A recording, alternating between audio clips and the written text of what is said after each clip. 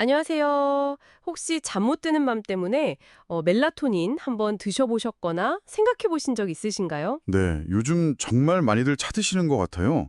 미국 성인 넷 중 하나 이상이 쓴다니까요. 와, 정말요? 근데 이게 특히 불면증 때문에 드시는 거라면 오늘 저희 이야기 좀 귀 기울여 들으셔야 할 것 같습니다. 맞습니다.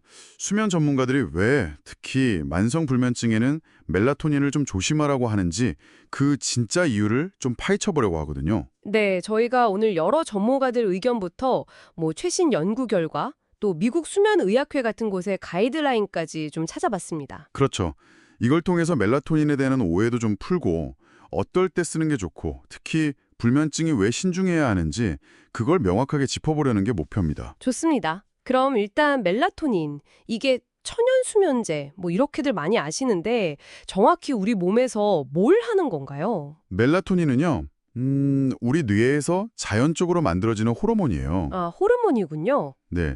주변이 이렇게 어두워지면 분비가 늘어나면서 우리 몸의 생체시계 있잖아요. 네네, 일주기 리듬. 그렇죠. 그 수면 각성 주기를 조절해서 이제 잘 시간이다. 이런 신호를 주는 거죠. 그렇군요. 근데 이제 약간 흥미로운 건 나이가 들면 이 멜라토닌 생성이 좀 줄어드는 경향이 있어요. 아, 정말요? 네. 그래서 노년층의 수면 문제에는 멜라토닌 보충이 조금 더 도움이 될 수도 있다. 뭐 이런 연구도 있긴 합니다. 어허, 그럼 멜라토닌이 확실히 효과를 보이는 그런 경우가 따로 있다는 거네요. 수면 타이밍 문제에 좋다고 하던데요? 네, 정확해요.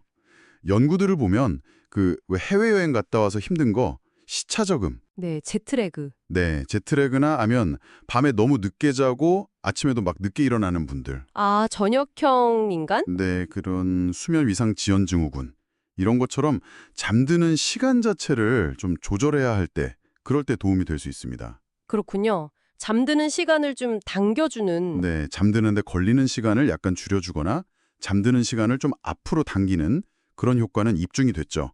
시각장애인 분들의 일주기 리듬 조절에도 쓰이고요. 어허. 그리고 최근에는 아주 특수한 경우긴 한데 그 의식이 없는 상태 있잖아요. 지속적 식물 상태 같은. 네네. 그런 환자분들의 의식 회복에 좀 긍정적인 영향을 줄 수도 있다. 이런 연구도 있었어요. 근데 이건 일반적인 불면증하고는 완전히 다른 이야기입니다. 그렇죠. 그건 수면 개선 목적이라기보다는 다른 기전일 네, 테니까요. 맞습니다. 구분해서 이해해야죠. 바로 그 지점 같아요. 제 주변에도 보면, 나 멜라토닌 먹고 잠 잘 잤어 하는 분들이 꽤 있거든요. 네네, 있죠. 근데 왜 전문가들은 만성불면증에는 이걸 권하지 않는 걸까요?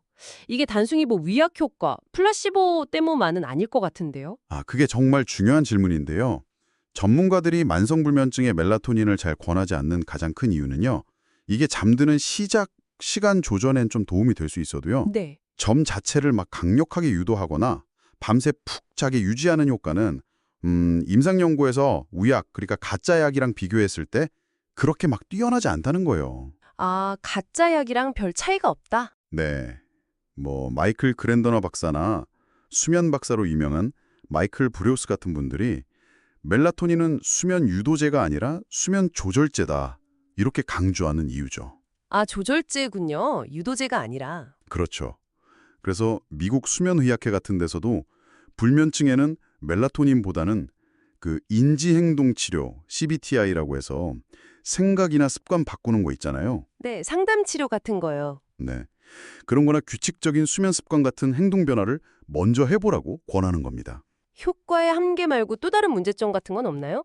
이게 천연이니까 안전할 거다 이런 인식도 되게 강한 것 같은데요. 바로 그 천연이라는 인식 때문에 또 생기는 문제가 있습니다. 어떤 거죠?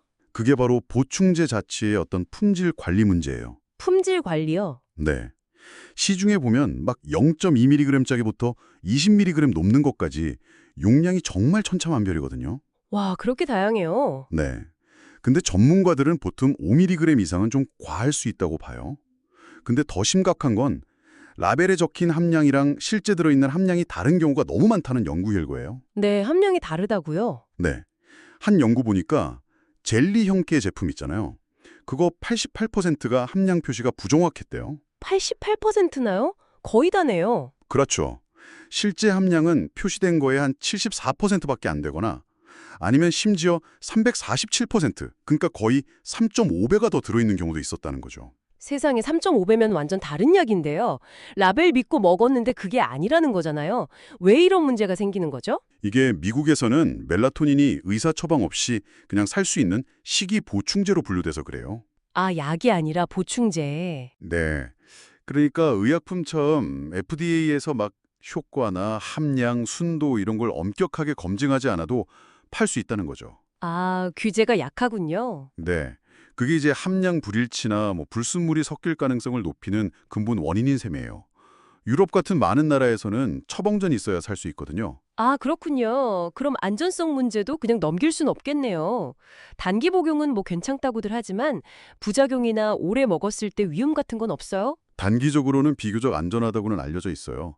근데 두통이나 어지럼증, 메스꺼움, 낮에 졸린 거, 꿈을 좀 생생하게 꾸는 거, 이런 부작용은 꽤 흔하게 보고되고요. 흔한 부작용이군요. 네. 드물지만 혼란스럽거나 우울감이 생길 수도 있고요. 특히 이제 고용량으로 먹거나 장기간 먹었을 때 안전성은 연구 데이터가 사실 굉장히 부족해요. 그렇군요. 아직 잘 모르는 부분이 많네요. 네. 그리고 복용하고 한 5시간 안에는 운전이나 기계 조작 같은 거 피해야 하고요. 다른 약하고 상호작용 위험도 있어요. 이 혈액 굳지 않게 하는 약이나 혈압약, 당뇨약 같은 거요. 아, 다른 약 드시는 분들은 특히 조심해야겠네요. 맞습니다. 그리고 특히 요즘 문제되는 게 아이들이 그 젤리 형태 멜라토닌을 사탕인 줄 알고 막 집어먹고 응급실 오는 경우가 엄청 늘고 있대요. 어머, 정말요? 그건 정말 위험한데요. 네, 그래서 각별히 주의해야 하고요. 2살 미만 아기들은 아예 안 쓰는 게 좋고 어린이나 임신, 수유 중이신 분, 기저질환 있는 분들은 꼭 쓰기 전에 의사랑 상담해야 합니다. 결국 멜라토닌이 막 만병통치약처럼 생각하면 절대 안 되겠군요. 그렇죠. 그럼 전문가들이 권하는 대안은 뭔가요? 잠 못 자는 거 너무 힘든데. 가장 강조하는 건 역시 건강한 수면 습관을 만드는 거예요. 기본으로 돌아가라. 네, 매일 비슷한 시간에 자고 일어나고 자기 전에는 최소 30분, 아니 1시간 전부터는 스마트폰이나 TV 같은 거 보지 말고. 아, 블루라이트. 네, 그리고 늦은 시간에 커피나 술 피하고 침실은 좀 어둡고 시원하게 하고 규칙적으로 운동하는 거, 이런 게 기본이죠. 습관 개선이군요. 네. 그리고 아까 잠깐 말씀드렸던 불면증 인지행동치료 CBTI도 약 없이 불면증 개선하는 데 아주 효과적인 방법으로 검증됐고요. 오늘 이야기를 쭉 들어보니까 멜라토닌이 시차 적응이나 특정 수면 시간 조절에는 좀 쓸모가 있을 수 있지만 만성불면증에는 효과가 좀 제한적이고 또 보충제 자체의 어떤 품질 문제나 안전성 면에서도 생각할 게 많다 이거네요. 네, 정확하게 요약하셨습니다. 천연이라는 말에 그냥 안심하기보다는 함량이 부정확할 수 있다는 거, 오래 먹었을 때 어떤지는 아직 잘 모른다는 거, 다른 약이랑 문제가 생길 수 있다는 거, 이런 걸 좀 아시고 꼭 필요하다면 전문가와 상의해서 신중하게 접근하는 게 현명하죠. 네. 가장 좋은 방법은 역시 건강한 생활 습관으로 우리 몸 본연의 수면 리듬을 찾는 거고요. 네, 맞는 말씀입니다. 마지막으로 이런 질문 한번 던져보고 싶어요.